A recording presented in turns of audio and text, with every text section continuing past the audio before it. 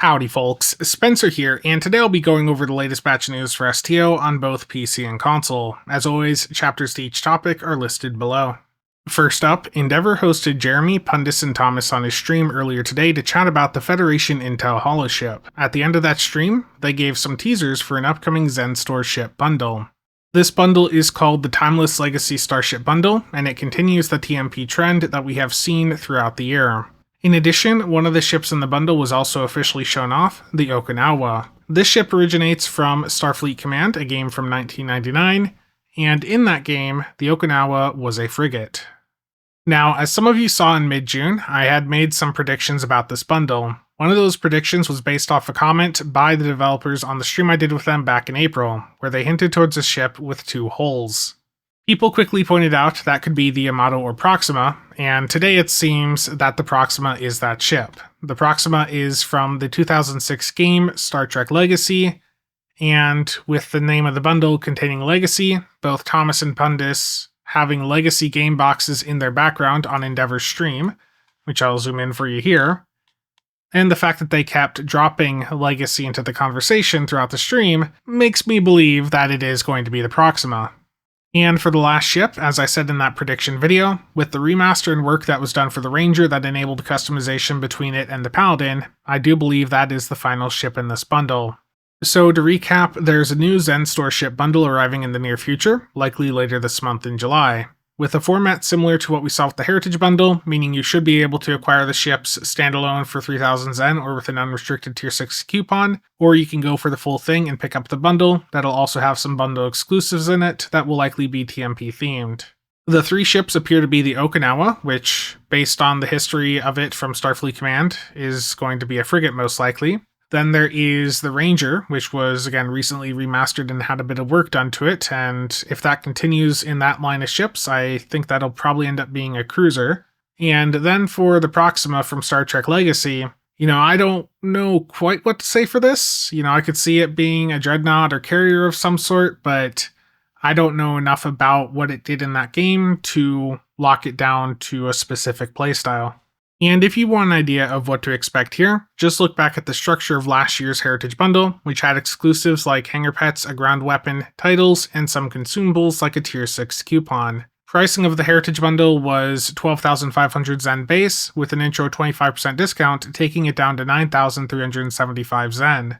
I would expect a similar price for this bundle. They might increase it slightly, but I think if you have like $100 worth of Zen on hand or 10,000 Zen, then you should be fine. And if you're looking to pick up Zen for that bundle, then you're in luck because the 2025 summer sales have just started. On all platforms, these sales include a 25% discount off everything in the Zen store. That is live right now until July 7th at noon Pacific. And starting tomorrow on July 2nd at 8 a.m. Pacific, running through July 8th at noon Pacific, is a 20% discount on everything in the Lobi store. And then for the actual Zen sales, currently, this is only on PC. Console will get these at a later date. But this is running from right now until July 14th at 9 a.m. Pacific. This is 20% bonus Zen through Arc or Steam. And if you're one of the lucky few people that can purchase your Zen through the Epic Game Store, that's going to be a 20% discount on those packs. And for Epic, they have also upped their Epic Rewards a bit with this sale. You will now get 20% of your purchase back as Epic Rewards, and you will get it immediately instead of needing to wait 2 weeks for it. So if you're in the US and were to grab the 23,000 Zen pack from them for $160, you'd get $32 of that pack as Epic Rewards that you could then use to buy other games or more Zen. That's an insanely good deal, but remember, only those that natively play STO through Epic or those of you with an ARC account that you linked over to Epic when it was possible a couple years ago are able to take advantage of this deal. And remember, if you do have an ARC-linked account, you do need to start the game with Epic and log into a character for the Zen to appear on your account. And if you are one of those lucky few, I'd greatly appreciate it if you could use my creator code CasualSAB at checkout. The funds from that greatly help me and the channel out. Next up, today's patch also brought with it updates to the Atlas model, which also brings with it more material and window options. The Atlas is one of the best-selling lockbox ships in STO due to the DPRM console on it, and the Mud Shred Through the Ages bundle that it is now in is quite popular as far as I can tell. So it wouldn't surprise me if an Atlas 2 is on the horizon, especially with the TMP focus going on right now, to see if they can follow up on the success of the original. And heading over to the patch notes for today, July 1st, the 2025 summer event is now live, as I covered in my video yesterday, and the only update I have here is that based on discussion I've seen over in the ground channel and the builds Discord, it sounds like some of these new kit modules that were added to the summer event are doing quite well. Rapid Lithic Formation specifically seems to be a top tier kit module based on testing by Marrow, so if you're looking for a new toy to play around with, then that kit module may be worth taking a look at. And heading down to General, for PC they fixed an issue that prevented the Devil's Heart optional objectives from being shown as optional on the Elite difficulty, and they fixed an issue with the Romulan EV suit when equipped on female Romulan characters. And then the last thing here is that Fleet Power Network Array has been restored to the stacking behavior it had prior to the patch 2 weeks ago, and alongside this is a comment from the developers. Quote, "This console's had quite the checkered past, undergoing multiple major reworks and alterations since its release in order to get it performing closer to the original designer's intended vision. Even after those multiple changes, it continued to deviate from our design intentions and as a result also ended up being a noteworthy overperformer." In an attempt to again address both issues, we took another stab at fixing this console's behavior.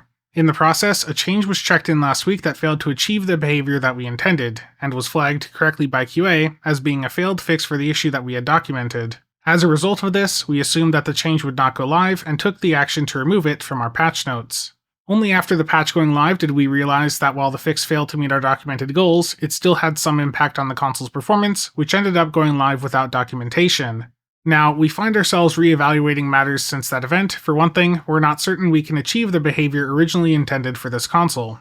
But perhaps of equal or greater import is that players have made their statements clear that despite this console potentially being targeted as an overperformer, the actual scope of its impact is not that far-reaching, and fixing the behavior to match our original intentions could be seen as having a disproportionate impact on a very niche form of gameplay that its current state facilitates.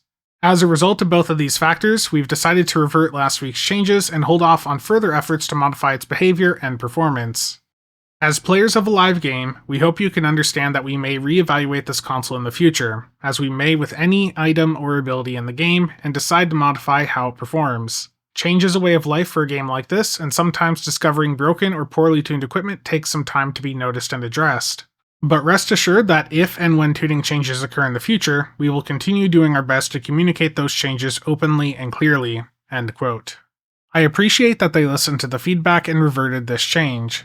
It is important for us to remember that this is a live service title, and the developers have the right to reevaluate and alter the performance of any item or ability in the game as they desire. It is equally important for the developers to factor in that folks pay for most of these items, and the longer the delay is between launch and balancing, the more people those changes will impact. And lastly, for any of you watching from the EU, I'd appreciate it if you could go sign the Stop Killing Games EU Citizens Initiative. Stop Killing Games is a consumer movement started to challenge the legality of publishers destroying video games that they have sold to customers. If you'd like to learn more about this initiative, I'll have some videos linked below. But that's it for today. As always, thank you to all channel members and viewers for the continued support. See you guys around.